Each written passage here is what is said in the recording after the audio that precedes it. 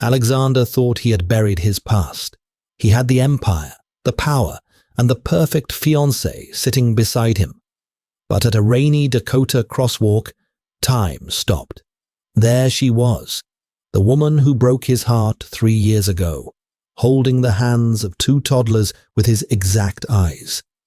The rain in Dakota that November felt like an omen, slicing through the neon glow of the downtown streets. Inside the soundproof, leather-lined cabin of his custom Mercedes G-Wagon, Alexander Castellano was isolated from the cold. At 32, Alexander was the undisputed head of the Castellano Syndicate, a sprawling network of influence masked meticulously behind a legitimate billion-dollar real estate conglomerate. He controlled the docks, the unions, and half the city's politicians. He was a man who engineered his entire life to be bulletproof. Sitting in the passenger seat was the final piece of his meticulously crafted armor, Chloe Sterling. Chloe was the daughter of Illinois' most influential senator. She was stunning, polished, and carried a pedigree that would legitimize the Castellano name forever.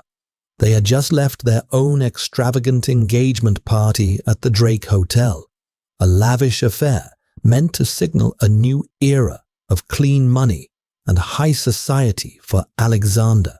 "I was thinking about the floral arrangements for the reception," Chloe murmured, her manicured fingers scrolling lazily through an iPad. "White orchids, pure, clean, elegant. What do you think, Dom?"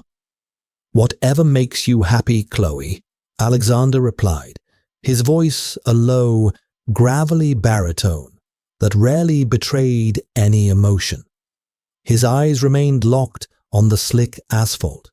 He eased the heavy SUV to a halt at a red light at the intersection of Michigan Avenue and Wacker Drive.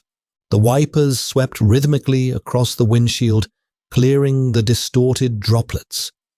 People hurried across the crosswalk, their heads bowed against the freezing rain, huddled under a sea of black and grey umbrellas. Alexander tapped his fingers on the steering wheel, waiting for the light to change. His mind was miles away, calculating a supply chain issue at his South Side warehouses. But then, the wipers swiped away the rain, and his blood turned to ice. A woman stepped off the curb. She didn't have an umbrella. She wore a faded beige trench coat, her dark auburn hair plastered to her cheeks by the rain. In her hands, she gripped the tiny fingers of 2 toddlers, a boy and a girl, both swimming in bright yellow raincoats. It was Hannah Jenkins, the only woman who had ever managed to slip past the fortress of Alexander's chest. 3 years ago, she had been a nursing student working nights at a quiet diner Alexander frequented when he needed to escape the weight of his criminal crown. He had hidden his true identity from her, introducing himself simply as an investor. For 8 months, he had known a peace he never thought possible. Then, one Tuesday, he arrived at her apartment to find it completely empty.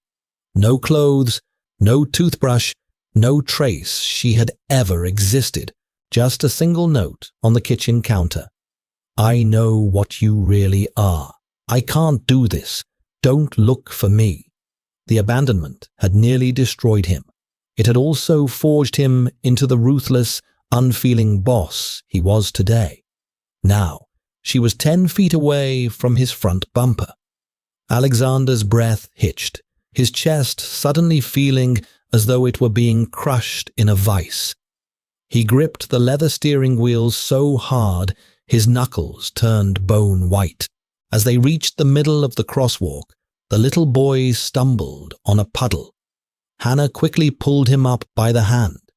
As she did, the oversized hood of the boy's yellow raincoat slipped back. The child looked up, directly toward the imposing black grille of the G-Wagon. Alexander stopped breathing. The boy had thick, unruly, dark hair, but it was the eyes that paralyzed Alexander. They were a piercing, unmistakable storm cloud gray. Castellano eyes. Alexander's eyes. Dom. Chloe's voice broke through the silence, sharp and suddenly concerned. Dom, you're gripping the wheel like you're going to snap it. What's wrong? The pedestrian's signal flashed a red hand. Hannah hurried the children across the street, disappearing into the dense crowd on the opposite sidewalk. Nothing, Alexander choked out, his voice sounding entirely unlike his own. The traffic light flipped to green. Horns blared behind him. He slammed his foot on the gas, the G-Wagon surging forward with a violent roar that made Chloe gasp. Alexander, slow down, she cried, clutching the door handle. He didn't listen. His mind was a chaotic storm of rage, confusion, and a terrifying, desperate hope. He navigated the slick streets with reckless precision, pulling up abruptly to the curb outside Chloe's luxury Gold Coast high-rise. I have to go, he said, not looking at her. What? We were supposed to open the gifts tonight, Chloe protested, her perfect brow furrowed in irritation. Dom, what is going on with you? An emergency at the docks. A shipment was intercepted. It's not safe for you to be with me right now, he lied, effortlessly, a practiced defense mechanism. The mention of danger silenced her. She nodded tightly, grabbed her designer bag, and slipped out into the rain. Before the door even clicked shut, Alexander had his phone pressed to his ear. Matteo, Alexander barked the second his right-hand man answered. Boss, thought you were playing the blushing groom tonight, Matteo Rossi replied, the sound of a clinking glass in the background. Drop whatever you're doing. Put every man we have on the street, Alexander ordered, his voice vibrating with a lethal intensity. I just saw Hannah Jenkins on Michigan and whack her. She's on foot. Find her, Matteo. Find out where she sleeps, where she works, and who the hell those kids belong to. I want a file on my desk before the sun comes up. There was a heavy pause on the line. Matteo had been there during the dark months after Hannah vanished. He knew what she meant to the Don. Consider it done, Matteo said.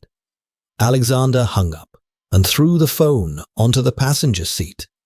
He stared out into the dark, rain-soaked city. He was a man who dealt in certainties, in ledgers of blood and money. But the math in his head was tearing his reality apart. 3 years since she vanished. The kids looked to be about 2.5 years old. My God, he thought, wiping a hand down his face. She took my children. Alexander didn't sleep. He sat in his mahogany-paneled office overlooking the Dakota skyline, a glass of untouched Macallan 25 resting on his desk. The only sound in the cavernous room was the rhythmic ticking of a grandfather clock. At exactly 4:15 a.m., the heavy oak doors opened. Matteo walked in, his overcoat dripping wet, holding a thick manila folder.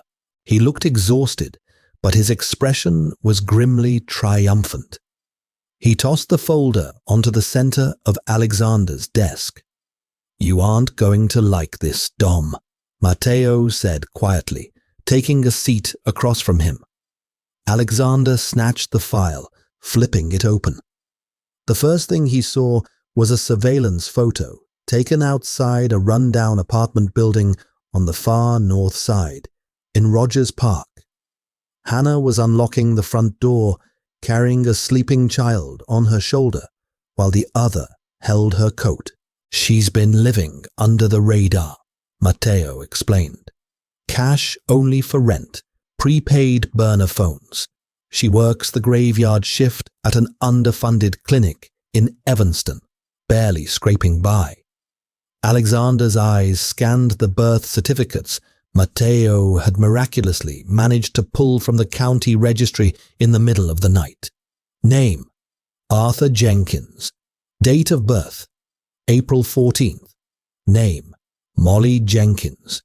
Date of birth: April 14th. Alexander traced his thumb over the dates. April. She had vanished in August, nearly 3 years ago. The timeline was irrefutable. His eyes moved to the section below. Father. Unknown. A dark, dangerous anger began to simmer in Alexander's blood. Are they mine, Matteo? He asked, his voice a lethal whisper. Matteo let out a heavy sigh. I saw the boy, Dom. It's like looking at a ghost of you from 30 years ago. Yeah, they're yours. Alexander closed the file. The anger morphed into something hotter, more volatile. She had robbed him of his children. She had let him grieve a relationship while she secretly carried his flesh and blood, raising the heirs to the Castellano empire in a damp, decaying apartment building, while he built a fortress for a woman he didn't even love. Clear my schedule for the day, Alexander commanded, standing up and grabbing his coat. Cancel the breakfast with Senator Sterling. Tell him I have a stomach bug. I don't care. Dom, Matteo warned, stepping in his way. Be smart about this. If the families find out you have illegitimate heirs running around, unprotected, it's a vulnerability. Vinnie Moretti's crew is already looking for a reason to challenge your territory. Don't act on pure emotion. They are Castellanos, Alexander growled, shoving past his friend. I'll burn the city to the ground before I let anyone touch them. By 7 a.m., the rain had stopped, leaving a harsh, grey chill over the city. Alexander was parked across the street from Hannah's apartment building in a nondescript sedan, watching. At 7:30 a.m., the front door squeaked open. Hannah walked out, wearing the same tired trench coat. She was wrestling with a double stroller, trying to navigate it down the cracked concrete steps. Arthur and Molly were bundled up in thick winter coats. Alexander felt a strange, painful tug in his chest. His children. They were real. He waited until she dropped them off at a modest, heavily secured home daycare down the street. As she walked back toward her car to head to her clinic shift, Alexander made his move. He stepped out of his vehicle and blocked her path in the narrow, trash-strewn alleyway behind her building. Hello, Hannah. Hannah froze. The plastic travel mug in her hand slipped from her grasp, hitting the pavement and splattering dark coffee across her cheap boots. The color drained entirely from her face. She looked like a woman who had just seen the Grim Reaper. Alexander, she whispered, her voice trembling. She took a step back, her eyes darting toward the street, calculating an escape route. Don't even think about it, he said softly, closing the distance between them with a few long strides. He backed her against the brick wall, trapping her with a hand planted on either side of her head. He was close enough to smell her shampoo, lavender, the same as it had been 3 years ago. You look well, he said, his tone dripping with a terrifying calm. Considering you've been living a lie for 3 years. I don't know what you're talking about, she stammered, avoiding his gaze, her chest heaving with panic. Please, Alexander, just let me go. 2.5 years old, Hannah, he snarled, dropping the calm facade. His eyes blazed with fury. Arthur and Molly, Do the math for me, or do you want to keep playing games? A tear spilled over her eyelashes, cutting a track down her pale cheek. They aren't yours. Don't lie to me, Alexander roared, his voice echoing off the brick walls. Arthur has my eyes. You stole my children from me. You left a note and disappeared like a coward. I did it to protect them, Hannah screamed back, shoving her hands against his chest. She hit him, a futile, desperate strike against a man made of stone. I did it to keep them breathing. Alexander frowned, his anger faltering for a fraction of a second. Protect them from what? From me. Hannah let out a bitter, broken sob, sliding down the brick wall until she was crouching on the wet asphalt. She buried her face in her hands. Not from you, she wept.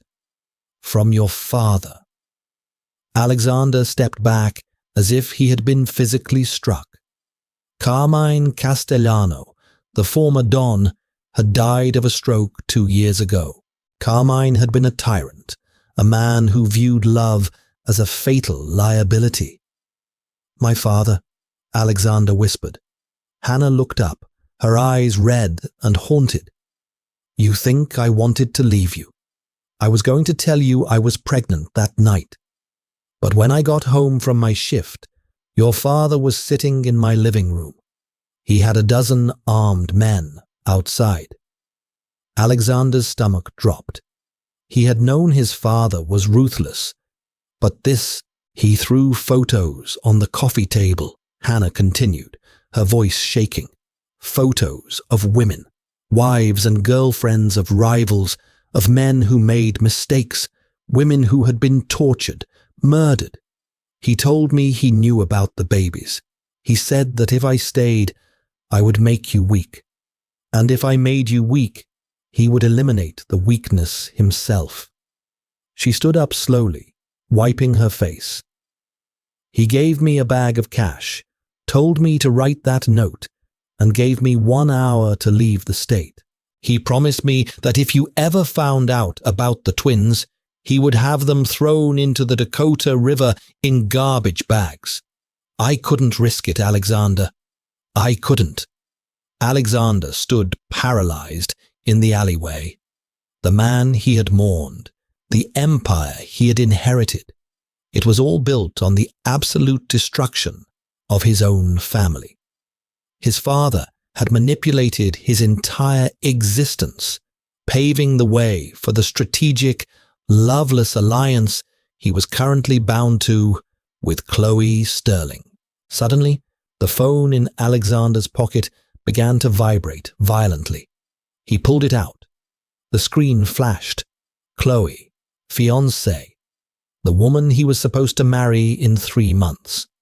The alliance his father had arranged from beyond the grave. The ticking time bomb of his double life had just reached 0. The phone vibrated relentlessly in Alexander's hand, the screen glowing with Chloe's name. With a flick of his thumb, he silenced it, his eyes never leaving Hannah's tear-streaked face.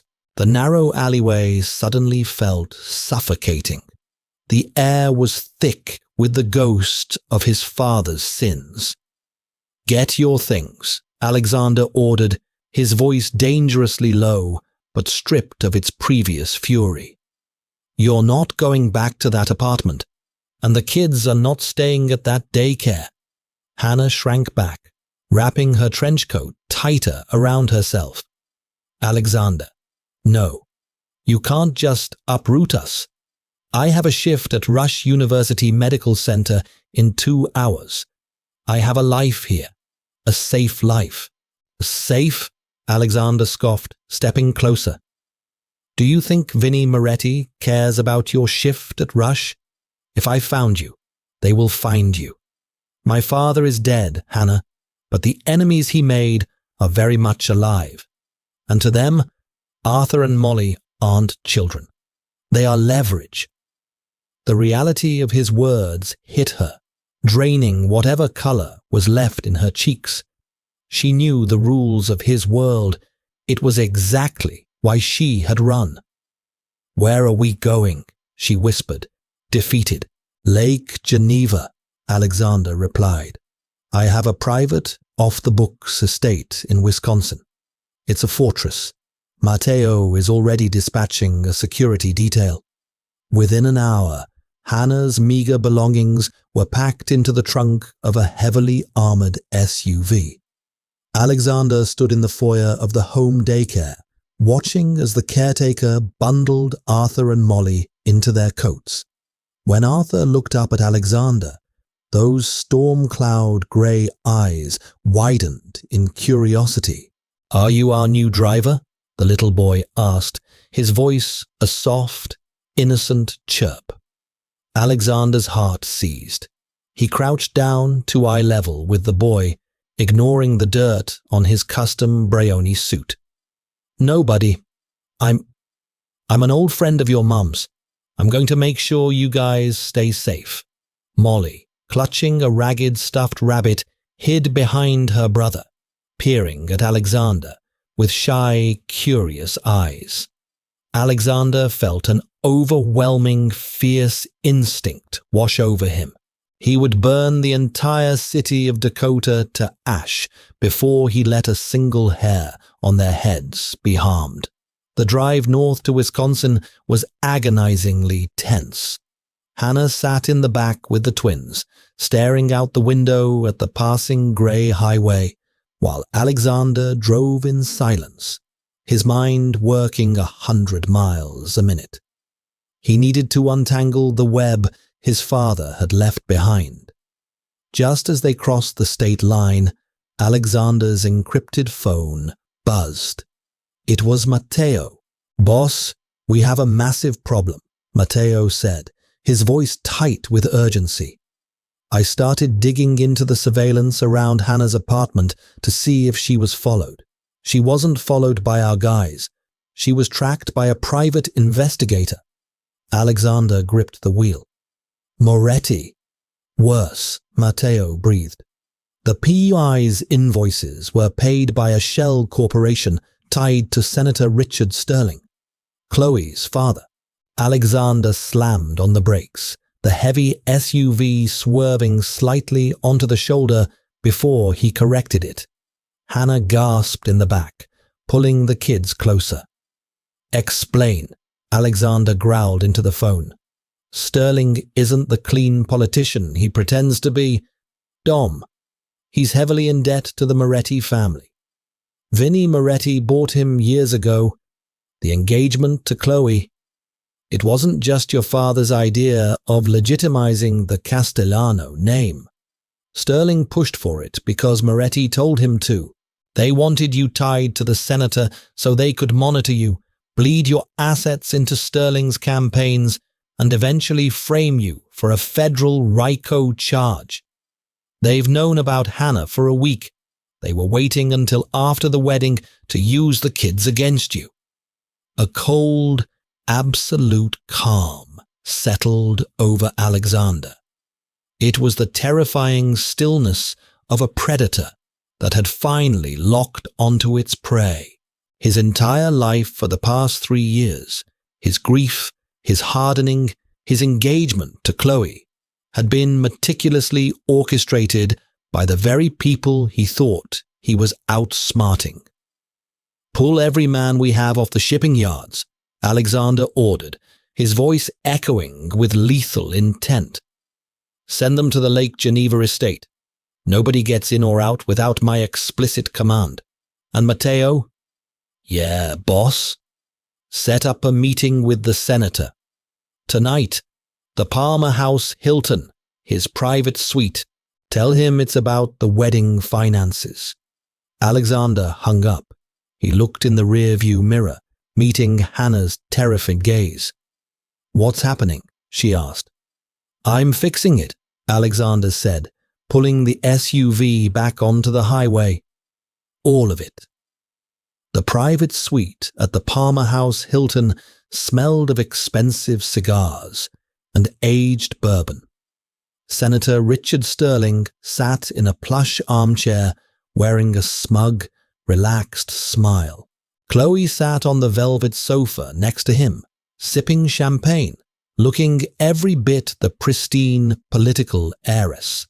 The heavy mahogany doors opened, and Alexander walked in alone. He wasn't wearing the tailored suit from earlier. He wore a black leather jacket over a dark shirt, looking less like a legitimate businessman and more like the ruthless enforcer he had been in his 20s. "Alexander, my boy," Senator Sterling beamed, standing up with a glass in hand. "Chloe tells me you had a crisis at the docks. Handled, I hope? We need to finalize the venue deposits tonight." Alexander didn't take the offered hand. He walked to the center of the room, his eyes scanning the opulent space before landing on Chloe. She shifted uncomfortably under his cold stare. "There won't be a wedding," Alexander said.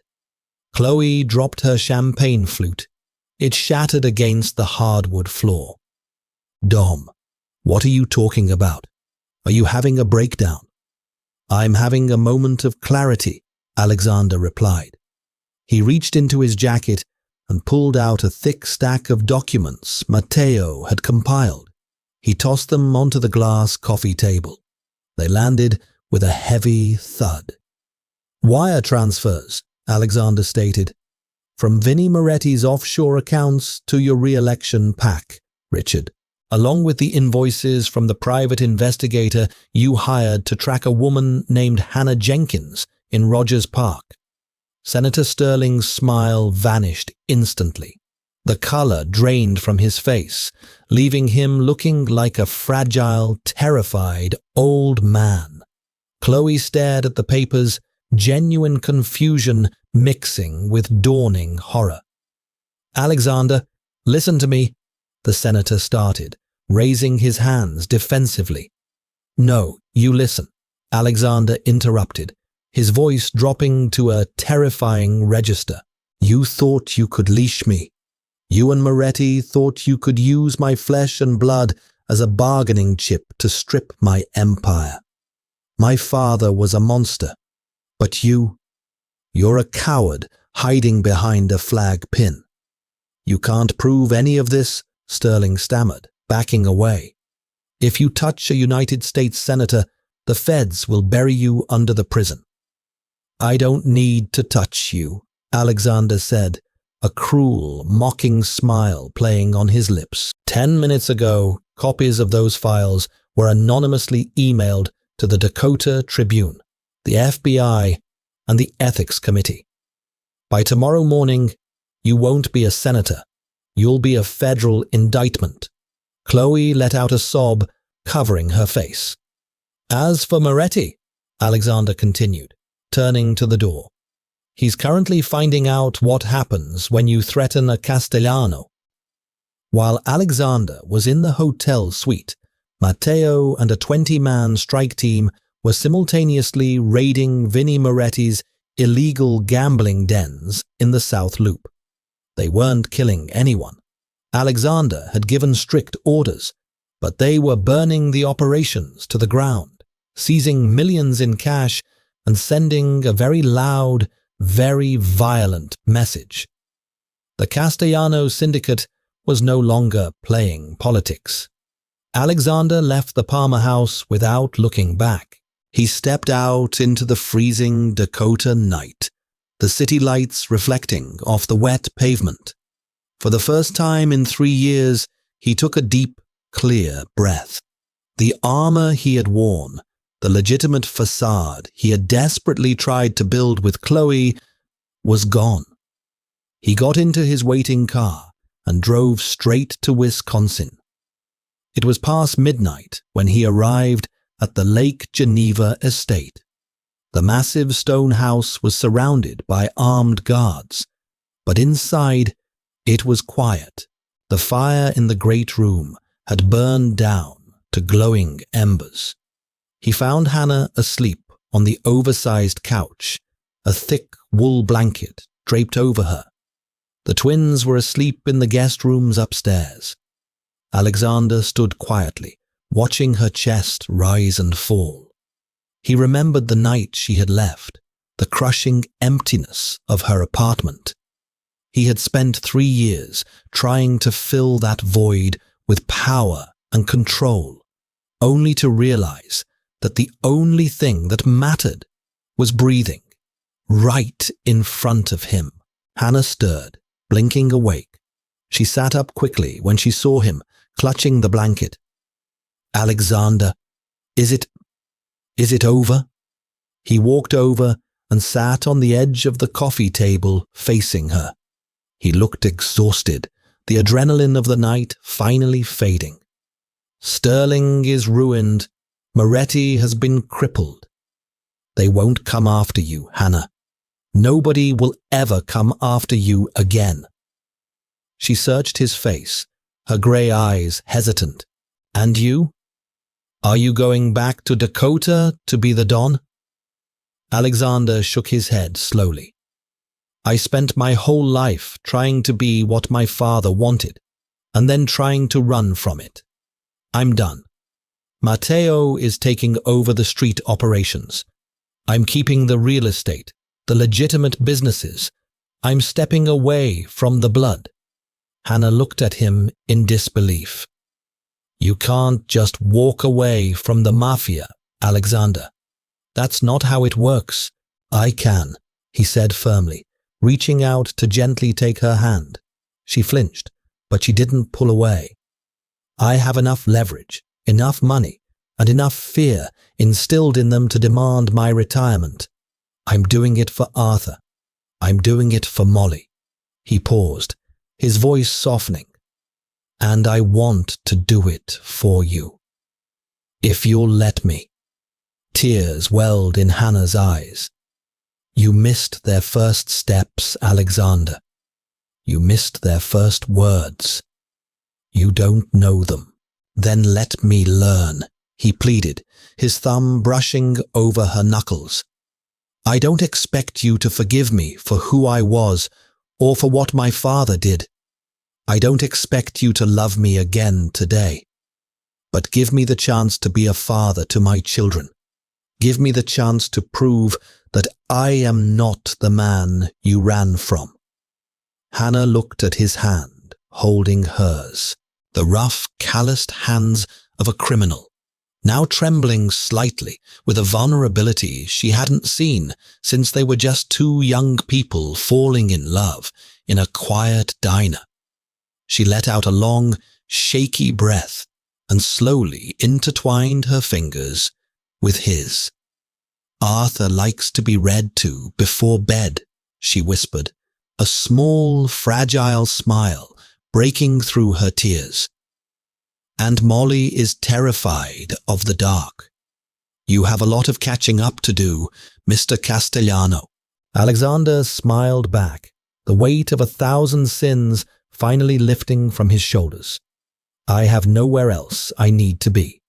Outside, the snow began to gently fall over the lake, blanketing the estate in pure, untouched white. The storm was finally over. The Castellano legacy had been rewritten, not in blood, but in a second chance at the only thing that truly mattered. Did Alexander make the right choice, abandoning his underworld empire for the woman who hid his children? Drop a comment below with your thoughts. If this Mafia romance had your heart racing, smash that like button, share it with your fellow drama lovers, and subscribe to the channel for more intense, real-life storytelling. Turn on notifications so you never miss a twist.